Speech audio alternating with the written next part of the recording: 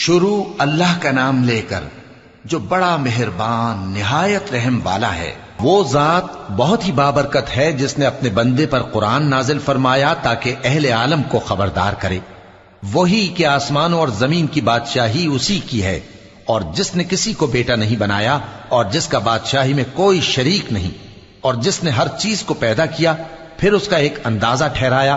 اور لوگوں نے اس کے سوا اور معبود بنا لیے ہیں جو کوئی چیز بھی پیدا نہیں کر سکتے اور خود پیدا کیے گئے ہیں، اور نہ اپنے لیے نقصان کا اور نہ نفع کا کچھ اختیار رکھتے ہیں، اور نہ مرنا ان کے اختیار میں ہے اور نہ جینا اور نہ مر کر اٹھ کھڑے ہونا۔ اور کافر کہتے ہیں کہ یہ قرآن من گھڑت باتیں ہیں جو اس مدعی رسالت نے بنا لی ہیں، اور کچھ دوسرے لوگوں نے اس میں اس کی مدد کی ہے۔ یہ لوگ ایسا کہنے سے ظلم اور جھوٹ پر اتر آئے ہیں، اور کہتے ہیں کہ یہ پہلے لوگوں کی کہانیاں ہیں جن کو اس نے